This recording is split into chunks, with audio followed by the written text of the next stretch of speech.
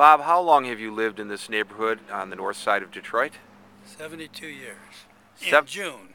72 years. June What 1st. happened to this neighborhood? Tell me what it was like before and what it's like now.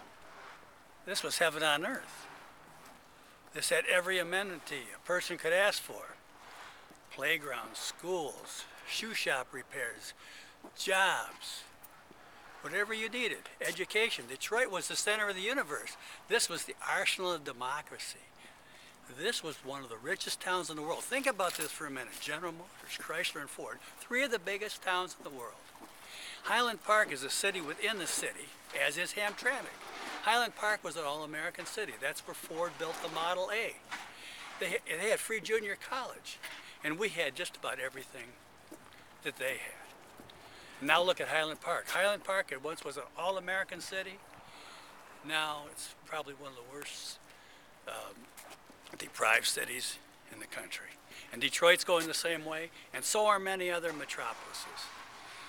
And if we don't start investing our money properly, we're going to have more of these. There's not going to be one, there's going to be several Detroits. Now this street, typical of this community, there used to be a house on every lot, 40-foot lots, 30-foot lots.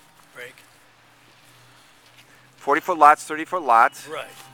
So And now either the houses are abandoned or the lots are empty, with the exception of a few folks that are still living here.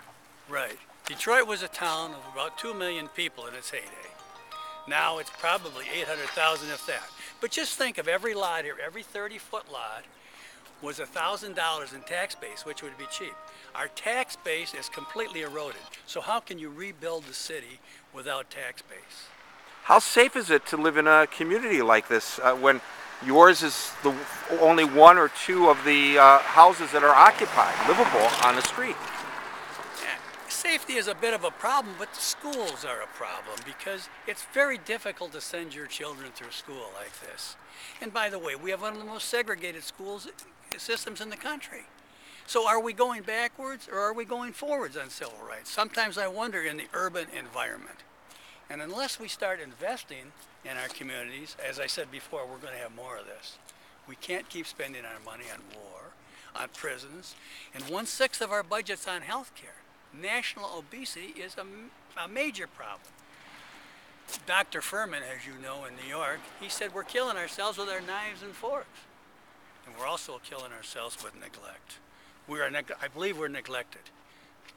Because you have to invest in your people to have a viable tax base.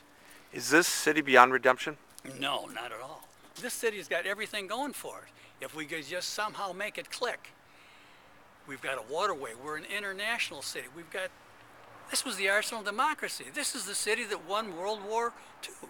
But have we been good stewards of our wealth and of our leadership? You could blame a lot of people. You can blame the unions. You can blame the administration. You could blame the leadership. You could blame Washington. You could blame the churches. You could blame every ethnic group for abandoning the city. So, we've even lost a major portion of our black middle class.